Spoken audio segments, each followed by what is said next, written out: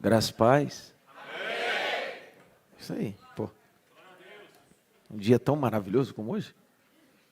Depois de passar esse final de semana todinho respondendo questões. Os dedos com calos. Quem respondeu a mão, quem respondeu o digitando, tudo calejado, pô. Então, madrugada. Tem uns que começaram a fazer as questões hoje. E eu trabalho com isso há 14 anos. Tem aluno meu que durante 2 anos e 9 meses, 3 anos de seminário, ele mata a mãe 4 vezes, a sogra. Morre todo mundo, várias vezes. Não, porque fulano foi internado. Já foi, foi de novo. Porque eu... Não quer dizer que não tenha e não aconteça, mas tem uns que internam sem internar. Essas questões tumultuam a cabeça nossa. Então vamos orar. Pedir para Deus ter misericórdia de vocês. Ô Senhor, obrigado. Obrigado por esse dia. Obrigado pela tua graça. Obrigado pela tua misericórdia. Aos alunos presenciais e aqueles online. Em todos os lugares do Brasil e do mundo. Para finalizarmos um módulo tão enriquecedor e importante. Para a glória do teu nome. No nome de Jesus. Amém.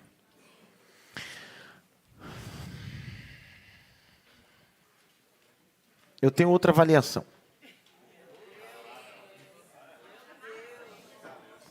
Nós ficaremos 2 segundos sem nos ver. Então eu preciso deixar no seu cérebro aí, bem maximizado, o Itepa e minha face, né, para você não esquecer. Querem fazer a avaliação primeiro e eu dou aula depois? Ou querem ter aula primeiro e depois a avaliação? Então eu vou dar aula. É só para, entendeu? Contrariar a situação. Olha para cá.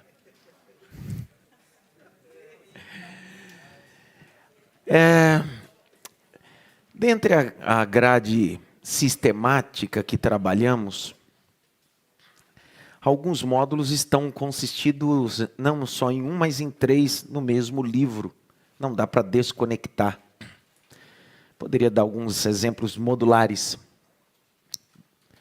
Angelologia e demonologia é um único livro, mas 2 módulos. Hermenêutica, exegese e homilética, único livro, mais 3 módulos. Dentre todos esses módulos, eu penso que todos são fascinantes. Eu sou amante de cada módulo. Primeiro que a minha atuação é teologia sistemática.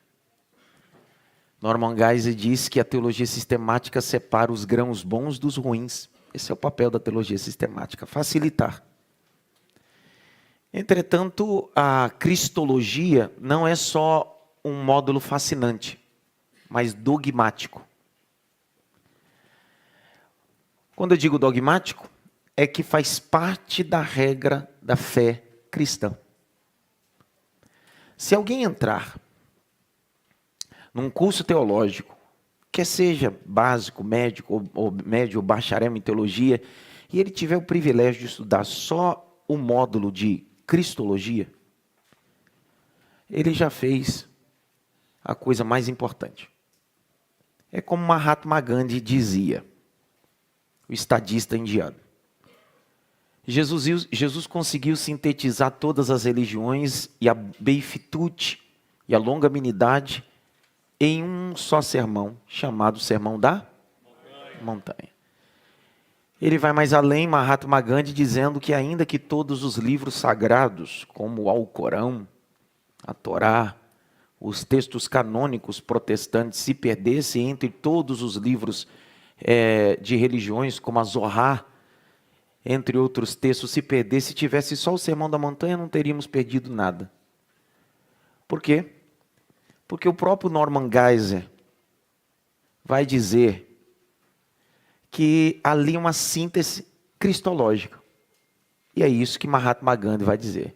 Se perdessem tudo e tivessem só esse texto, que é o Sermão da Montanha, revela quem é Jesus Cristo e sua essência e a sua parte dogmática. Para alguns aqui, foi uma descoberta absurda.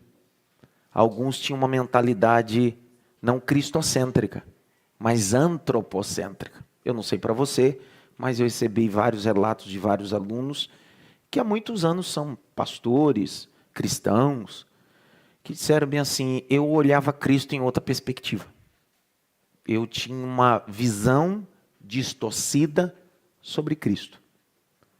Sim, verdade. Até porque o escritor aos Hebreus vai dizer que o texto veterotestamentário é sombra. E Cristo é o corpo manifesto. Só existe uma sombra porque tem um corpo. Então, o que nós estamos vendo na antiga aliança é um Cristo que a gente não tem muitos detalhes. E é assim o que acontece ao longo do tempo da vida acadêmica teológica. Vamos nos relacionando e tendo a concepção de um Cristo que é só uma sombra. A gente sabe que é Ele. A gente sabe que Ele é maravilhoso. A gente sabe que Ele é poderoso. Entretanto, a gente não vê os detalhes mais importantes. O que esse módulo trouxe? Nos levou a um sentido não mais de sombra. Nós não olhamos a cristologia na perspectiva de sombra. Agora Ele é o Verbo encarnado. Ele é o Deus encarnado. Deixou de ser só uma discussão de 2 milênios e parece que clareou algumas coisas. Não vai se responder tudo. Grite bem alto, não vai se responder tudo. Não vai, não pode. Não pode se responder tudo porque o texto de Paulo, à igreja de Éfeso, capítulo 3, disse que ele é o mistério. Grite bem alto, mistério. Essa foi a segunda aula que eu disse para vocês. É mistério. Ainda que foi revelado, mas é um mistério. Ele mesmo diz aos discípulos, não só naquele contexto, a gente precisa trabalhar a amplitude da perspectiva do texto que Jesus disse aos discípulos, diz assim, o que eu faço agora vocês não entendem.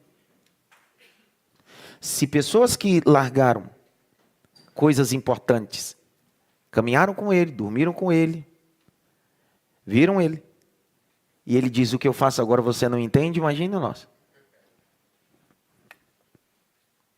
Imagine nós. Quantas coisas que lemos ao texto que nós não entendemos. Quantas coisas que Ele faz que nós não entendemos. Eu queria dizer a vocês que às vezes não é permitido entender. Basta crer. Agostinho de Hipona diz que Jesus é o sinal daqueles que creem. Jesus é o sinal daqueles que creem. Augusto Cury diz que encontrar o Cristo histórico é fácil. Grite bem alto, fácil. Ele é histórico, está lá. Ei, ninguém contesta o Cristo histórico. Dentro desse módulo, vocês já leram livros maravilhosos, que tanto na bibliografia que está no livro aí, e em indicações que eu dei. O Cristo histórico é um fato. Só que o Cristo, Deus, está dentro de uma condição de crer. E crer está ligado com justiça correlacionado com Abraão. Grite bem alto, Abraão. Vocês lembram que eu disse para vocês que o primeiro cara a ouvir sobre Jesus, quem foi? Abraão. Evangelho. Boas novas. Só que esse Cristo de justiça, esse Cristo, Deus encarnado, só pode ser manifesto na vida de alguém que não crê só num Cristo histórico, mas um Cristo, Deus carne. Olha só Gálatas o que vai dizer.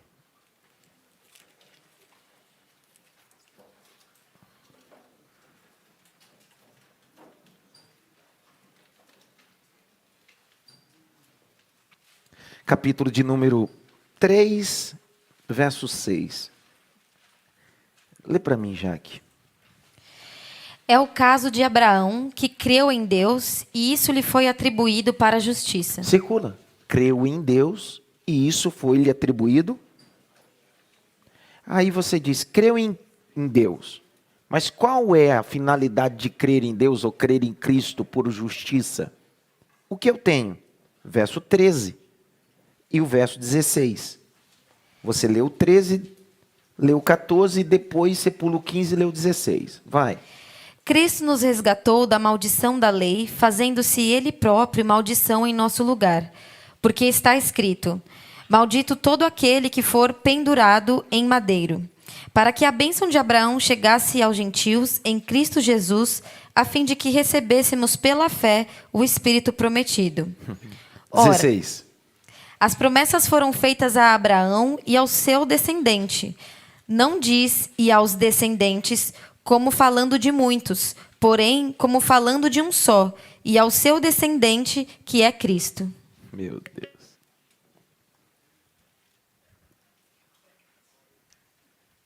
Ao seu descendente. Que é quem? Cristo.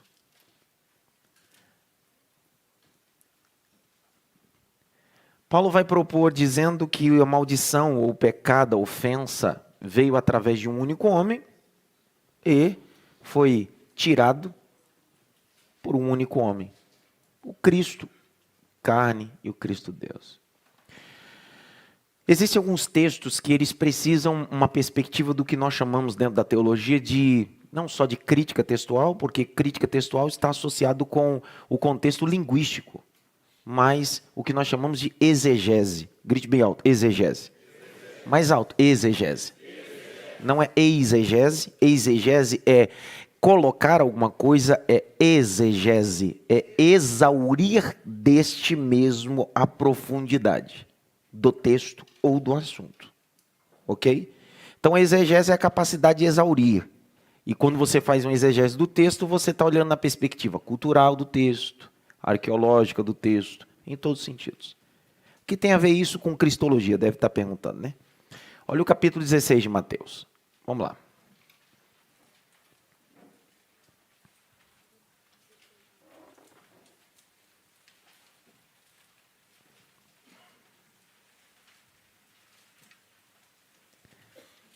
Verso 13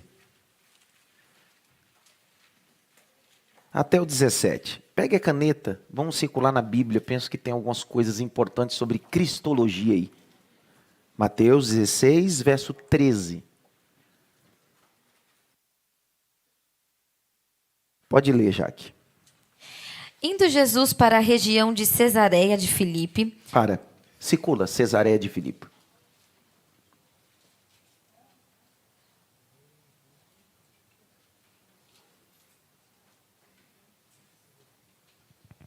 Cesareia de Filipe.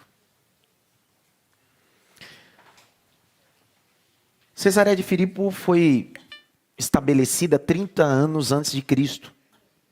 Puder anotar, 30 anos antes de Cristo.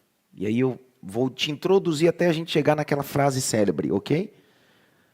Jesus está indo para um ambiente, Cesareia de Filipos.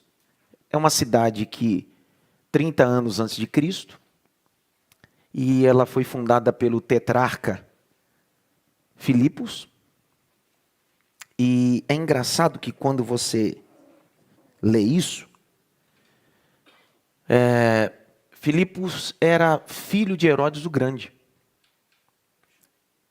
E o que era um tetrarca? Diocleciano, um dos grandes imperadores, vai estabelecer que a parte governamental do Império Romano passava dentro dos tetrarcas, 4 líderes. Essa cidade, chamada Cesareia de Filipos, e eu tive a oportunidade de conhecer, e digo por fato de pisar e ouvir relatos importantes nessa cidade. Essa cidade se tornou a cidade mais importante no campo de adoração a César. Era nessa cidade onde César era adorado. Na verdade, a maior adoração era em Cesareia ou Cesareia de Filipos. Jesus está indo nesse ambiente. Ele está estabelecido nesse ambiente onde um homem é adorado, um imperador é adorado. E por que que o texto está claro em dar essa informação? Se até agora nós estávamos muito mais preocupados no que Pedro respondeu sobre a pergunta de Cristo. Então esse é o detalhe mais importante. Que detalhe? Ele está em um ambiente de Isso, essa é a palavra. Aonde o homem era venerado. Obrigado. Aonde o homem era cultuado, estabelecido. Essa é a condição histórica, geográfica. Aí continua a leitura. Perguntou aos seus discípulos: quem os outros dizem que é o Filho do Homem? Circula. Quem os outros dizem que é o Filho do Homem?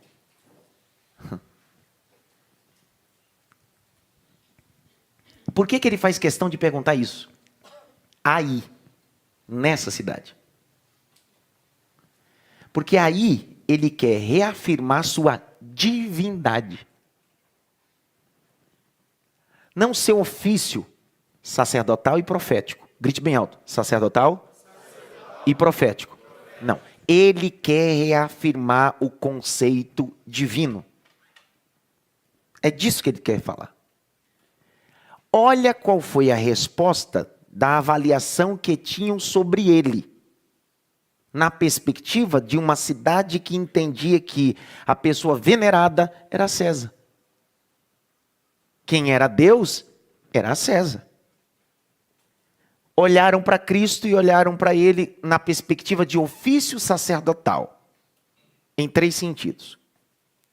E eles responderam: uns dizem que é João Batista. Circula, João Batista. Outros? Dizem que é Elias. Elias. Outros? Dizem que é Jeremias ou um dos profetas. Navi ou Nabi. Qual é a perspectiva da visão que as pessoas têm nesse ambiente sobre Jesus? Vou de novo. As pessoas olham para ele e definem que ele é um profeta.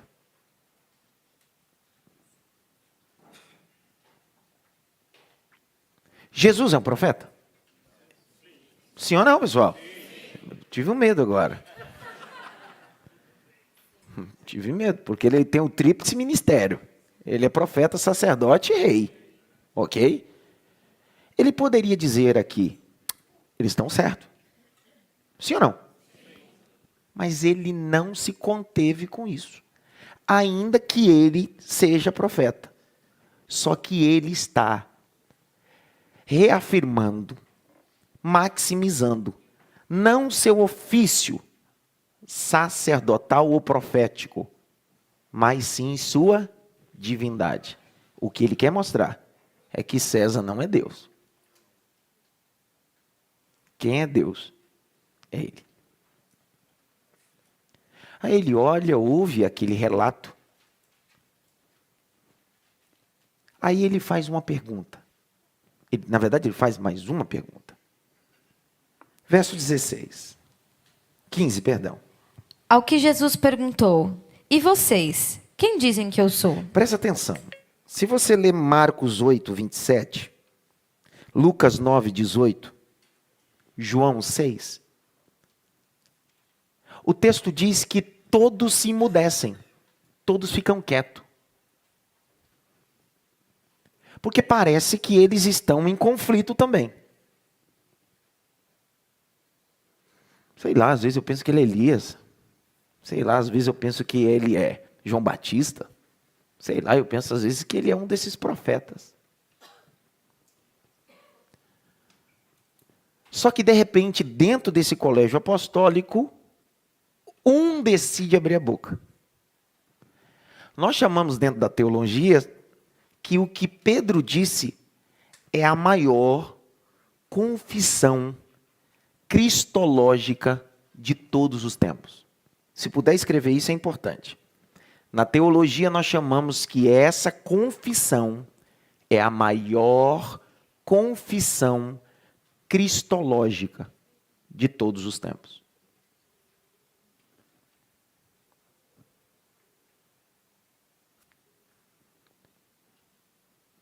Por quê? Porque a resposta de Pedro é uma síntese sobre a cristologia. Ele faz uma síntese. Numa resposta só, ele faz uma síntese, um resumão claro, específico e assertivo sobre Cristo. Verso 16. Respondendo Simão, Pedro disse: O Senhor é o Cristo, o Filho do Deus vivo. Então, Para. Tu és o Cristo. Circule, Cristo. O Filho do Deus vivo. Ele é plenamente Deus, plenamente homem, em uma pessoa. Essa é a confissão cristológica que Pedro está dizendo. Escreva essa confissão.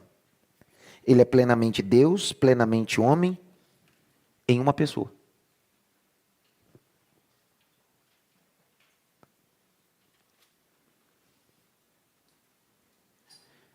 Lembre que nós investimos a terceira e a quarta aula para falar sobre os concílios, concílio de Nicéia, entre outros concílios, que a maioria desses concílios estavam em discussão sobre a divindade de quem? De Cristo.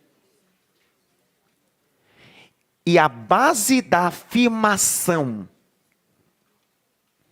dogmática cristológica sobre ele está na confissão de Pedro aqui. Eu vou contar até 3 em casa e aqui em sala de aula. Eu queria que vocês pudessem ler a confissão aí que você escreveu. 1, 2, 3. Não. Ele é. Não, ele é, não é plenamente. Não comece por plenamente. Ele é uma afirmação que está indicando alguém. E esse alguém quem é? Cristo. Então começa a frase certa. É uma confissão de fé.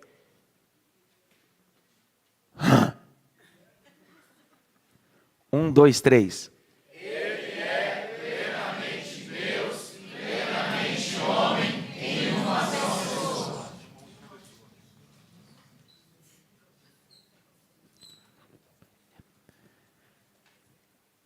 Simão Pedro respondendo, disse: Tu és o Cristo, o Filho do Deus. Quando ele faz a parte final dessa resposta, ele está corroborando com as profecias de um profeta da semana passada que nós demos uma guisa introdutória. Qual é o nome dele? Isaías. E uma das coisas que Isaías, proferindo sobre a vinda do Messias, diria: ele não virá do céu. Ele nascerá de uma virgem e será chamado Filho de Deus. Filho de Deus. Ben Elohim. Grite bem alto. Ben Elohim. Mais alto. Ben Elohim.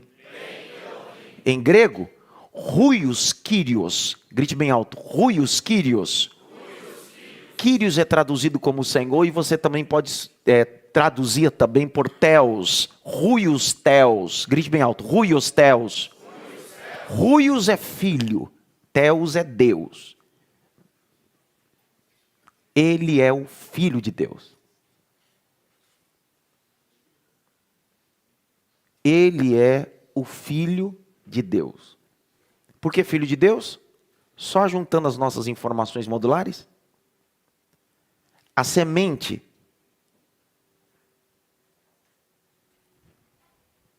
lá de Gênesis 3, o homem não estava correlacionado nessa semente. E quando o anjo apareceu a Maria, diz que a semente que ia ser plantada nela era a semente do Espírito Santo. De quem? De Deus. Então isso aqui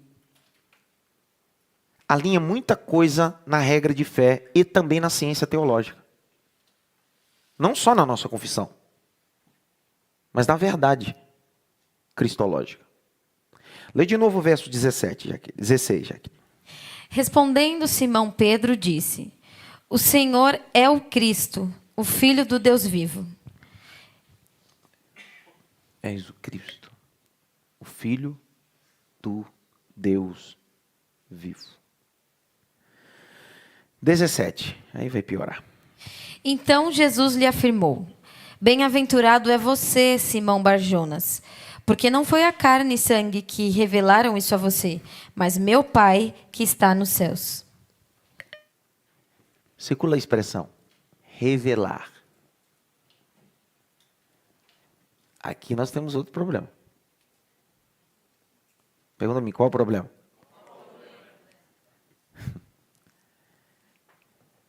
Cristo não é uma ciência. É uma revelação. Vou dar um exemplo. Ele era da tribo de Benjamim, circuncidado ao 8º dia, fariseu, fazia parte do Sinédrio, tinha dupla cidadania, era cidadão romano e judeu, criado aos pés do maior rabino da época, Gamaliel. Qual o nome dele? Gamaliel. Não, dessa pessoa que eu estou, Paulo Saulo. Ele tinha ciência da Torá, sim ou não? Sim. Só que ele não tinha a revelação de quem? De Cristo.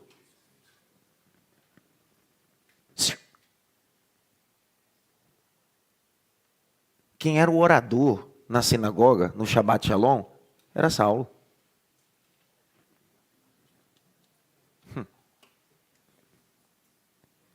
Ele entoava o terrilim, chamado Halel, do número 113 ao 118, que é o cântico da crucificação e do penhor do Messias. Entretanto, ele não tinha a revelação do Cristo. Sabe onde ele teve a revelação do Cristo? Ele foi para o seminário, o ITEPA já existia naquela época. Ele ficou 3 anos sentado no ITEPA, aí deram umas 70 questões para ele. Aí disse, agora eu sei quem é Cristo. Não. Atos 9. Olha o texto. Precisa abrir.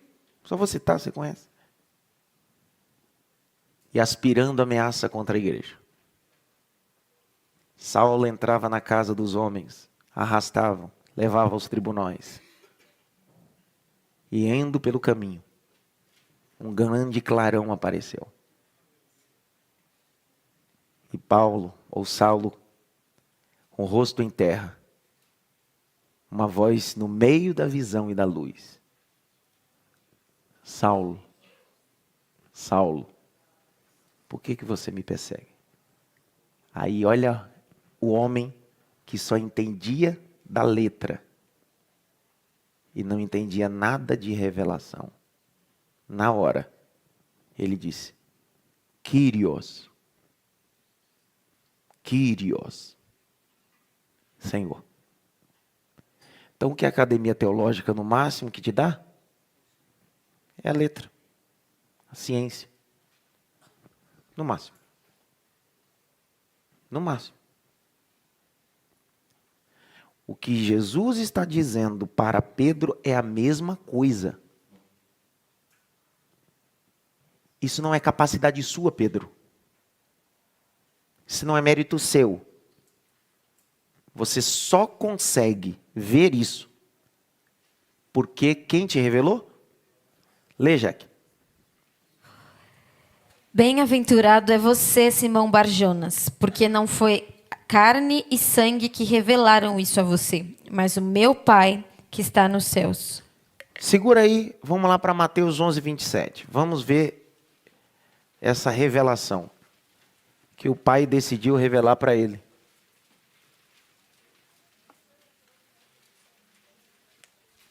Mateus 11, 27. E aí, Jaque, vamos ver o que sai. Tudo me foi entregue por meu Pai. Ninguém conhece o Filho a não ser o Pai.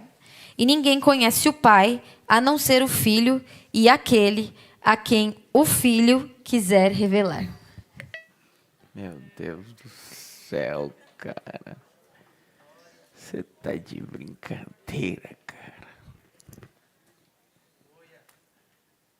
Tem versículo, então, tá de dar glória, né, cara?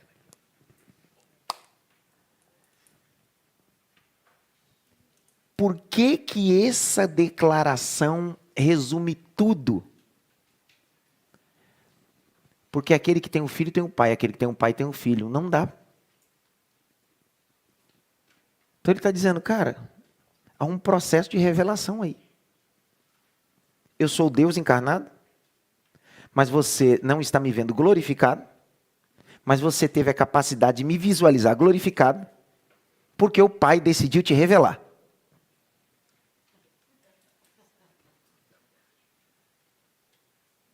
Então o Pai revela, o Filho revela e o Espírito revela. Vou de novo, vamos ver se você entendeu.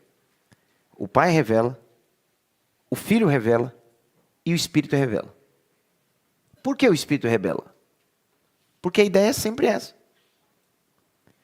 Não dá para ver o Filho se não for uma revelação apresentada pelo Pai ou pelo Espírito. Efésios 3. Vamos ver. 2-5.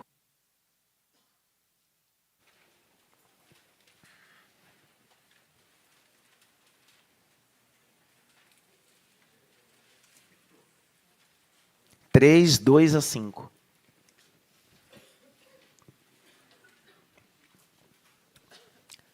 Lê, Jaque.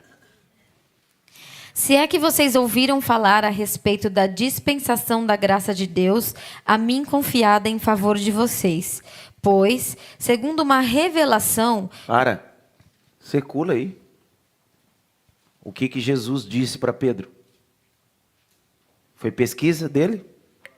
Foi uma? E revelação de quem? O Pai revelou para quem? Para Pedro. Que Jesus era quem? Agora vê aí, continua.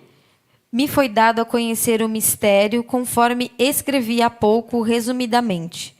Ao lerem o que escrevi, poderão entender a minha compreensão do mistério de Cristo, o qual, em outras gerações, não foi dado a conhecer aos filhos dos homens, como agora foi revelado... A quem? Aos seus santos apóstolos... Para!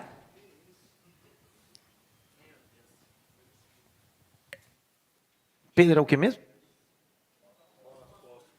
Vai. E profetas pelo Espírito. Pelo quê? Tá aí.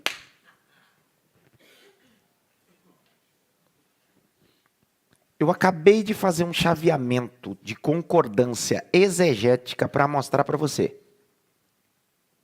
Pai, Filho, Espírito Santo. Eu não falei de triteísmo, André. Eu falei de conceito trinitariano. Um único Deus. Que o Pai revela o Filho e o Espírito revela o Filho. Agora, por favor, me pergunta por quê? Porque Jesus disse assim: ninguém,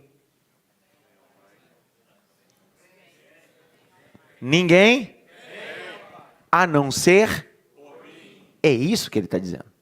Ele está dizendo, não existe outra porta, João 10. Então, por isso que o Espírito revela Cristo. O Pai revela Cristo. Porque sem passar por Cristo, você não tem relacionamento com o Pai e não recebe o Espírito.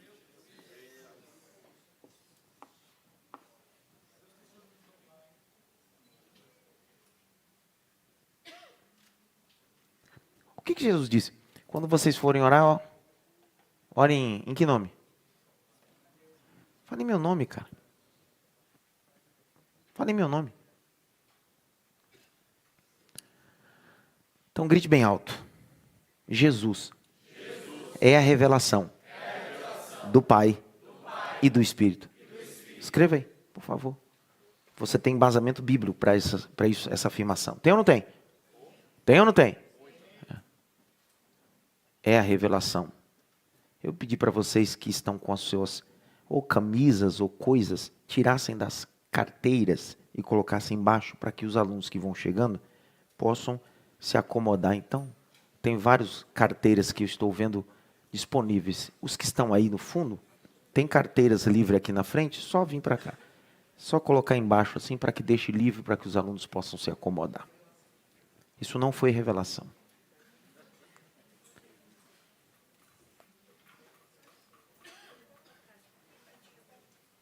O quê? Qual frase? Isso. Jesus porque eu falei outra coisa. Jesus é a revelação do Pai e do Espírito. Por que a revelação? Simples. O texto da primeira epístola de João, 3:8, vai usar a expressão, o grego koiné vai usar revelar. Eu não sei se na NA já está revelar ou manifestar, mas não é manifestar, a expressão ali é revelação. 3:8, aquele que peca e é do diabo. Para isso o Filho de Deus se revelou. Vai lá, 1 João 3:8. Rabisca esse versículo também. Para isso o Filho de Deus se revelou. Manifestou. Manifestou também. Aí, pergunta que não quer calar, Denis, é o seguinte. Jesus disse, você só me deu essa resposta porque o Pai te revelou. E aí a gente descobriu que a cristologia é uma revelação do Pai e do Espírito. Sim ou não? Sim. Nós lemos o texto que o Pai revela o Filho e o Espírito revela o Filho, o mistério escondido.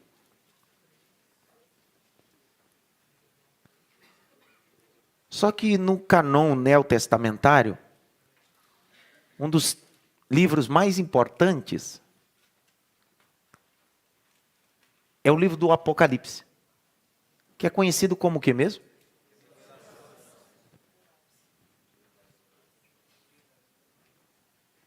Quantos capítulos tem esse livro? 22. Eu fiz questão de fazer uma análise sistemática. Não existe um capítulo que não fale sobre o Cordeiro ou sobre Jesus. São 22 capítulos falando do céu, mas deixando bem claro, esse céu só é importante porque Jesus é a revelação. Olha lá, Apocalipse 1, verso 1. A ideia do Apocalipse é revelar Cristo em tudo. O Cristo que venceu a morte, o Cristo ressurreto, o Cristo glorioso, o Cristo poderoso, o Cristo que prende o reino milenar. Cristo, é só Ele. É só Ele. Olha lá, Apocalipse 1. Lê aí, Jaqueline. Revelação de Jesus Cristo. Calma. De quem que é essa revelação? De Jesus Cristo. Presta atenção, olha aqui. Quem é que revelou Jesus a Pedro? Fala no microfone. O Pai. Quem revelou Jesus aos profetas e para nós, segundo Efésios? O Espírito. Só que Apocalipse é o dia que Ele vai revelar o novo nome, a morada. Olha que loucura.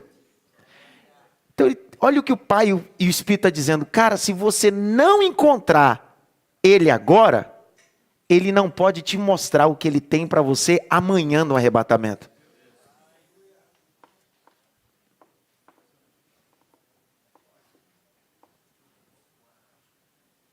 Lê de novo, Jaqueline, para ver se eles entenderam o capítulo 1, verso 1. Porque eu estou olhando aqui, parece que tem uns 5 aqui que parece estar no Salão do Reino. Revelação de Jesus Cristo. Revelação de quem, pessoal? Quantos capítulos tem? 22. Eu disse para vocês que os 22 capítulos estão revelando o Cristo glorificado. Sim ou não? Sim. Marca aí, 1, verso 1. Vai lá para o último versículo desse livro. Já que lê para mim. O último versículo.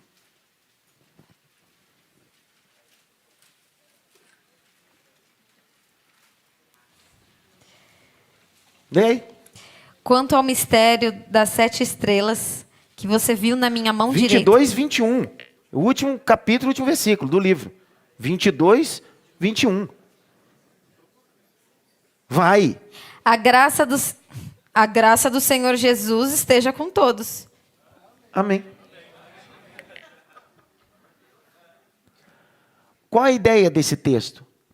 É que eu me revelo, no capítulo 1, verso 1, vou me revelando glorificado, até uma hora que você compreende, e o que nos resta é só amém.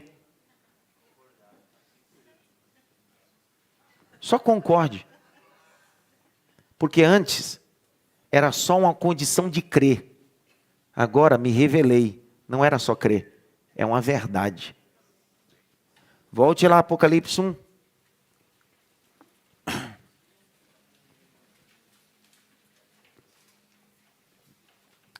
Lê.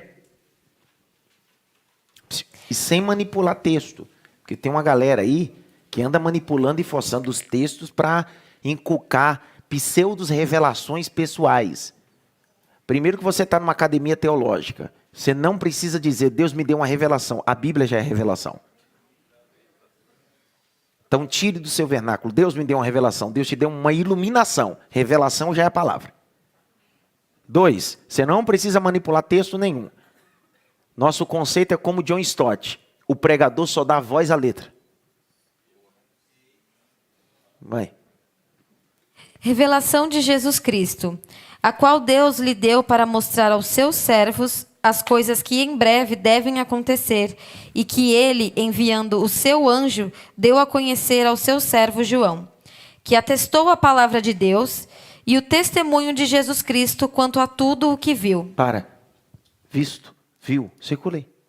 Visto, viu, ver.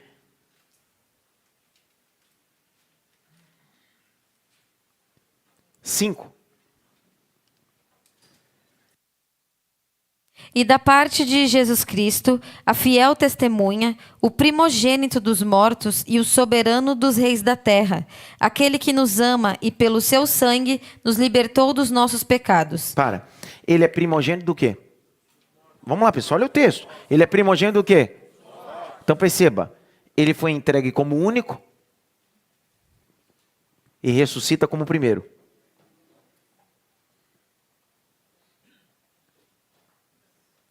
Deus amou o mundo de tal maneira que deu o seu único. Só que quando ele ressuscita como primeiro. Ninguém chamou ele no sepulcro como chamaram Lázaro. Ele venceu a morte.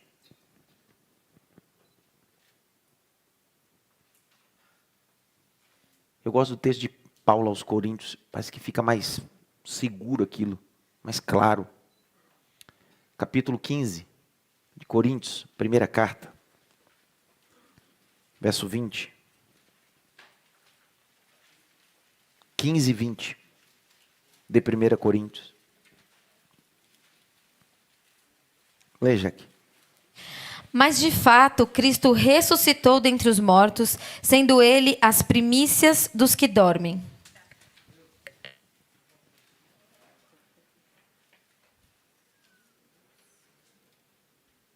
Foi feito o quê? Por que Paulo está usando essa expressão primícias? Outro dia eu explico para vocês por que Paulo está falando isso.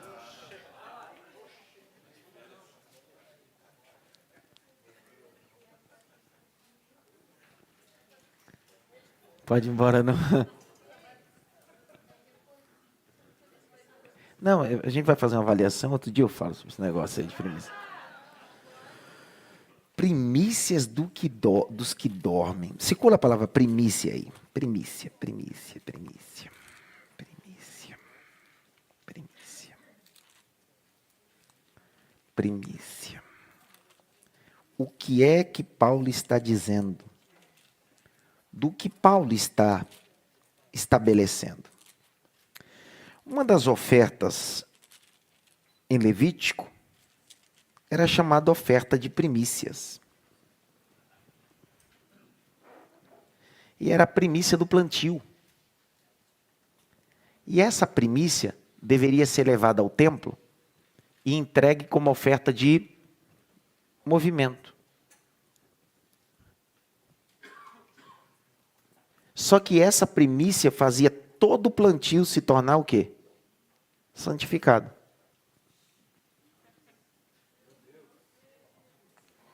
Paulo está usando uma linguagem cerimonial por ele ser doutor da lei, didático, doutrinário, está correlacionando com o cerimonial de Levítico. Ele está dizendo bem assim, ó, quando ele ressuscita como esse fecho das primícias que era entregue como oferta, que fazia todo o plantio se tornar santificado através desse fecho. Quando Jesus ressuscita, ele está dizendo bem assim, se eu não ressuscitasse, todo esse plantio estava condenado. Todo esse plantio estava acabado.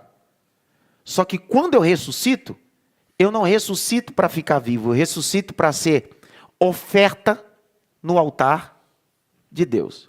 O escritor aos Hebreus diz que assim ele subiu ao céu e aspergiu. Ele vai fazer esse detalhe, porque Cristo vai aspergir o seu sangue. Claro, de forma figurativa, mas importante.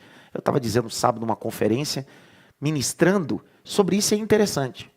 Grite bem alto, sangue. Mais alto, sangue. Escreva aí. Aspergia-se o sangue 7 vezes. Escreva isso. 7 vezes.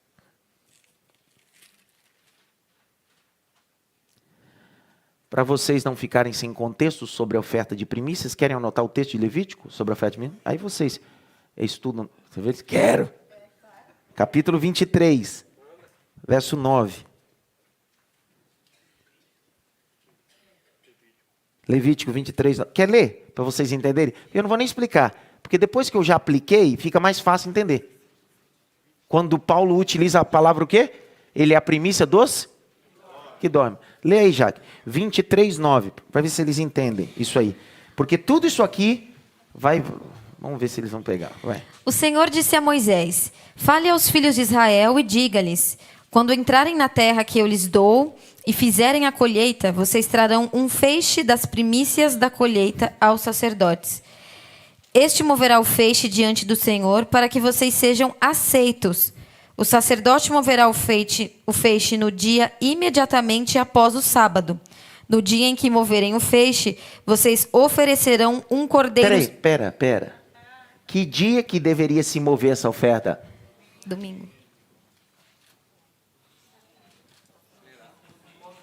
Pessoal, Domingo. Sábado, Shabat, aí é calendário judaico. Qual é o dia? Lê de novo.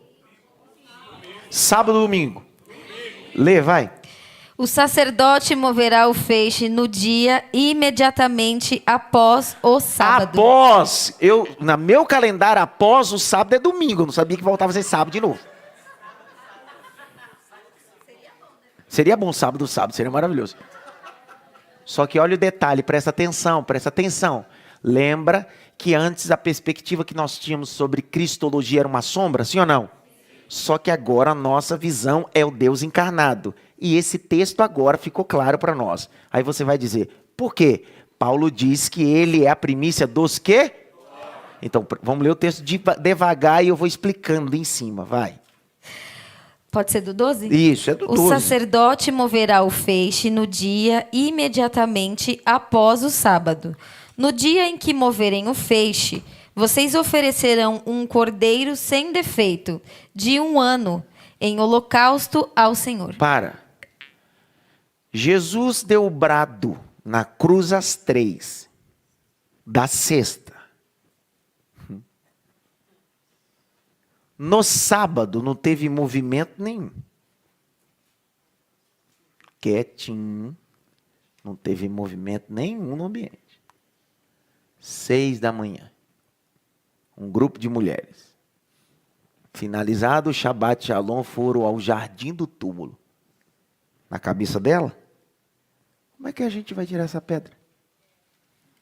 Só que quando ela chega no jardim do túmulo, já estava acontecendo um movimento. A pedra foi removida no domingo, movimentou.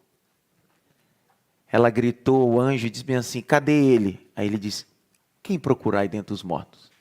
Aquele que já foi balançado, ressuscitou. Continua. A oferta de cereais que acompanha o holocausto serão 4 litros da melhor farinha amassada com azeite, para a oferta queimada de aroma agradável ao Senhor. E a libação que acompanha será de 1 litro de vinho. Vocês não deverão comer pão, nem trigo torrado, nem espigas de trigo verdes, até o dia em que vocês trouxerem a oferta ao seu Deus. Este é um estatuto perpétuo durante as gerações de vocês. 15 e 16, vai, Jaque. Contem 7 semanas a partir do dia imediatamente após o sábado. Para. 7 semanas dá quantos dias? 50 dias. Que é chamada de Pentecoste. Vai, continua. A partir do dia em que trouxerem o feixe da oferta movida, deverão ser semanas inteiras. Até o dia que vem depois do 7º sábado, contem 50 dias. Então apresentem nova oferta de cereais ao Senhor. O que diz Atos capítulo 2? Tudo que aconteceu da crucificação, morte, a descida do Espírito em Atos capítulo 2, no dia de Pentecostes, já dizia aqui. Estava aqui. Por isso que não é revelação. Já estava. Foi iluminação. E o que Paulo está dizendo? É isso aqui.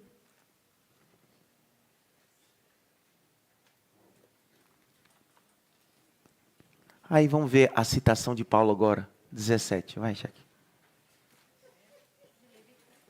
23, 17.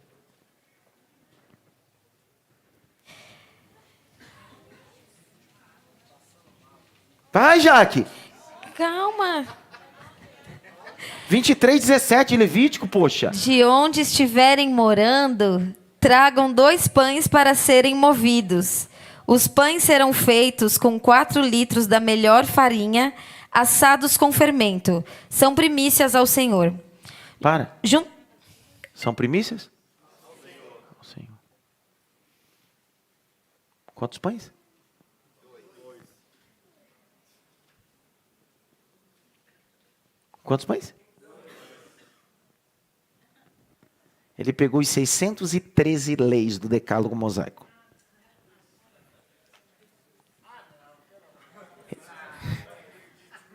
Ele disse, quer saber de uma coisa? Tem muito pão aqui. Vamos resumir isso aqui em 2. Amai a Deus sobre todas as coisas e o teu próximo como a ti mesmo. Acabou. Acabou. Só que tem uma loucura.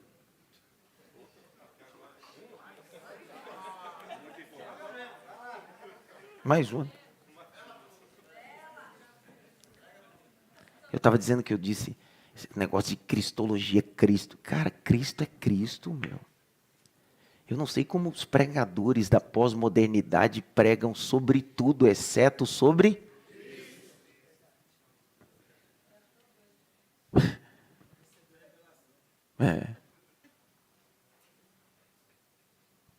John Stott, eu digo isso no meu curso Arte da Pregação, que esse teólogo londrino um dia disse bem assim, cara, quando você não tiver nada para pregar e nada para falar, não conseguir tempo para estudar, sua demanda for carregada, é só assumir o púlpito e falar sobre Cristo. É simples. Diz que eu estou dando aula, não posso atender agora. Cristo. Paga 10. Avaliação é 100. Cristo. E aí, eu já disse algumas vezes para vocês, porque eu estou fazendo já uns 8 meses um apontamento sobre esses horários de Cristo na cruz. 9, crucificado, 12, trevas, e às 3 da tarde ele dá o brado. É a cronologia. Só que isso aponta para o Cristo como o Cordeiro. E o Cristo que purifica a humanidade. Dentre das 9 às 3 da tarde, quantas palavras ele disse? Quantas frases? Quantas? 7. A pergunta que não quer calar é: por que os evangelistas fazem questão de tornar isso tão detalhado e enfáticos? Por que 7? Poderia ser 6? Aí os cabalísticas que estão me ouvindo, porque tem uns seminaristas cabalísticas aqui. Cabalística era um grupo que foi emergente no exílio babilônio, nos 70 anos do exílio babilônio, que era um grupo de judeus que começaram a acreditar na numerologia. Então tem alguns aqui que leem a Zohar e acreditam em números, fazem campanha de 7 dias, 14 dias, 13 dias. Vai dizer, não, 7 é um número da perfeição. Paciência, né? É uma resposta um tanto quanto, sei lá, idiota. Porque o que Jesus está falando nessas 7 frases era um processo cerimonial. Processo. Outro dia eu explico esse processo. Cara, é lindo. Pensa no processo lindo. Pensa numa coisa maravilhosa.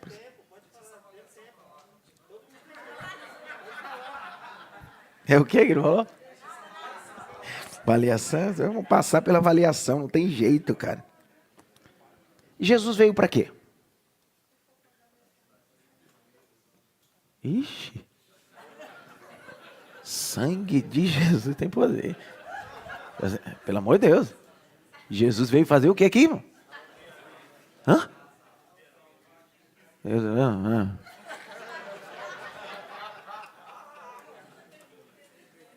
Vamos ver o que a Bíblia diz que Jesus veio fazer aqui, né? Mateus 1, 21. Vamos ver o que Jesus veio fazer aqui. Você não sabe, eu vou te ensinar. A próxima vez que alguém te perguntar, você já sabe. O que Jesus veio fazer aqui?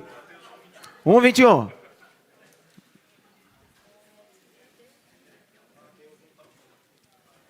Lê, Jaque. Mateus 1, 21. Ela dará à luz um filho, e você porá nele o nome de Jesus, porque ele salvará o seu povo dos pecados deles. Então, Clédson, mas para salvar você primeiro precisa purificar. Porque o texto diz que é para salvar dos seus. Então não dá para salvar se não for purificar. Quantas frases ele falou mesmo no Calvário? Abre comigo o Levítico. Meu sonho é dar uma especialização sobre Levítico. Levítico 13 vai falar sobre o leproso. 13. Cerimonial.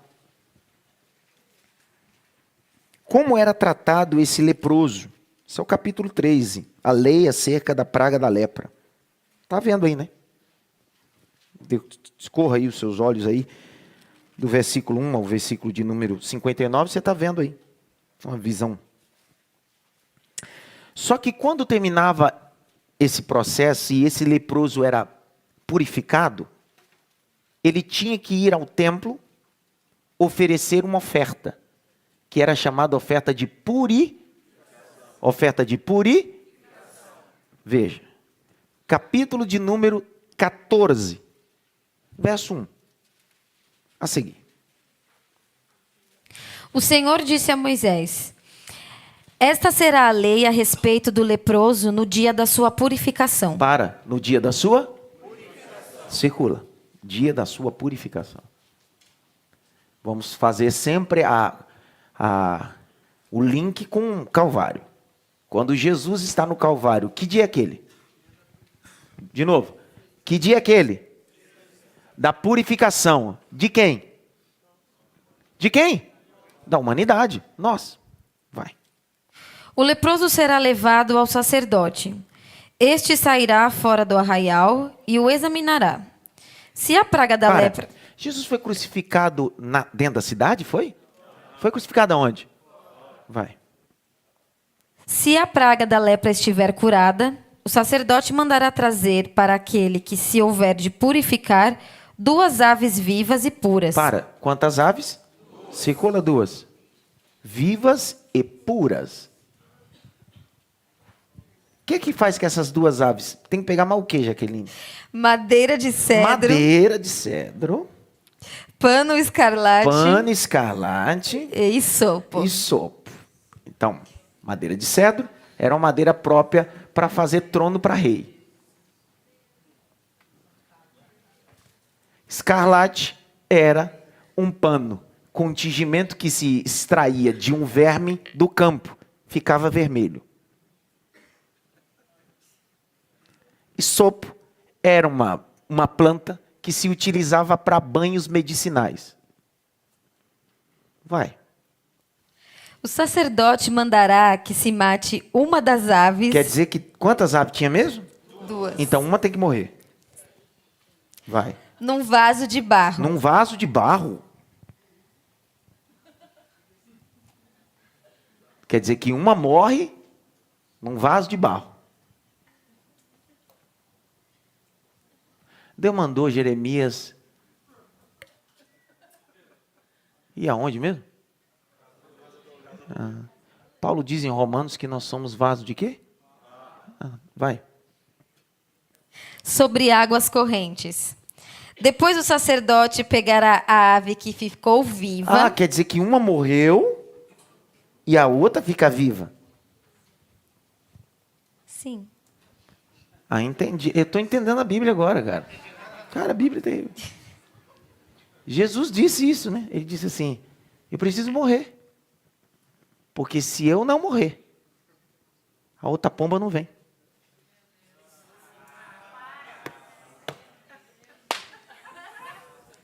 Porque no dia do batismo, o Espírito Santo desceu como forma corpórea do quê? E no dia de Atos 2, estavam todos sentados e foram vistas línguas repartidas como de fogo, que faziam o que sobre ele? Pousavam.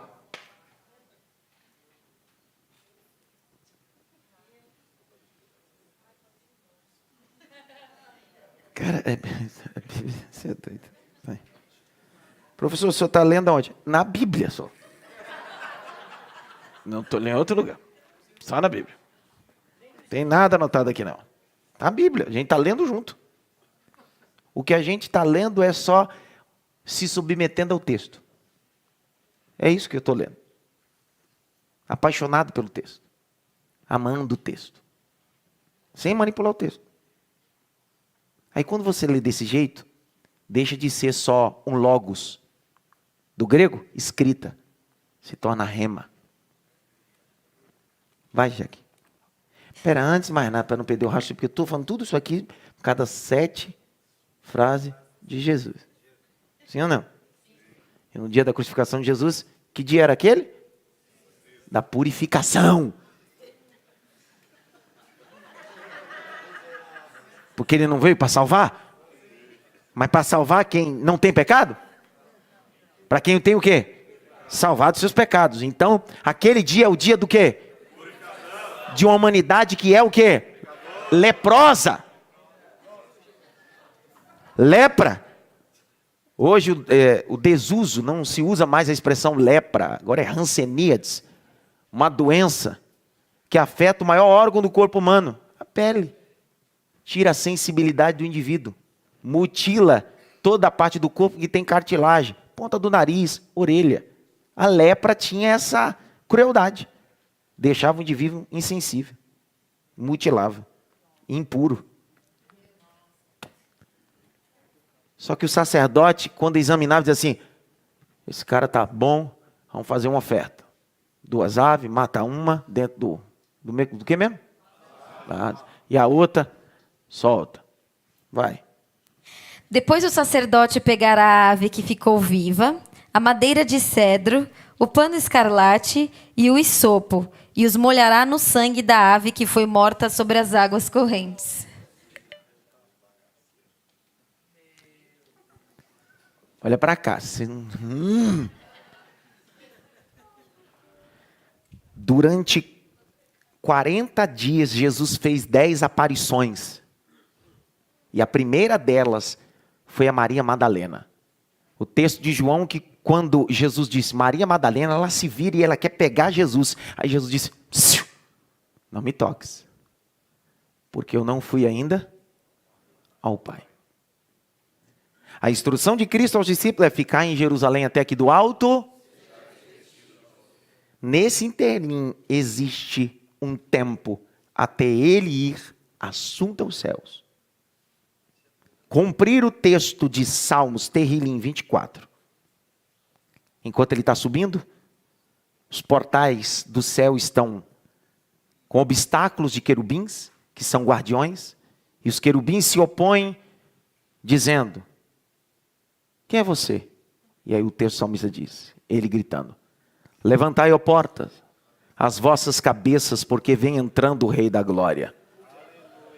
E aí os querubins dizem, quem é o Rei da Glória? E ele responde, o Senhor forte e poderoso, ele é o Rei da Glória.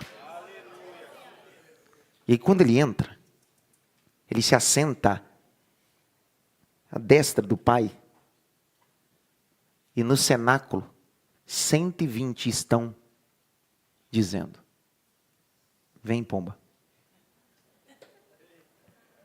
Vem pomba. Desce Espírito. Pousa Espírito. Vem Espírito. E aí Jesus disse isso em João. E eu vos enviarei o halos.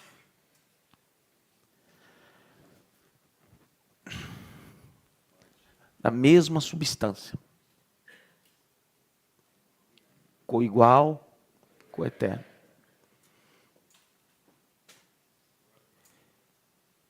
E não estará sobre vós. Habitará em vós o Espírito Santo do Senhor. Tudo isso apontava para ele. Para que a gente possa ir para o intervalo. Jesus na cruz é o cerimonial da purificação de uma humanidade leprosa. Suja, imunda, insensível. Leia, Jacqueline, o texto de Levítico para continuar. Eu termino. E aspergirá 7 vezes sobre aquele. Tá bom. Quantas vezes? 7. Quantas frases? 7. Cada frase era o cerimonial que o sacerdote fazia.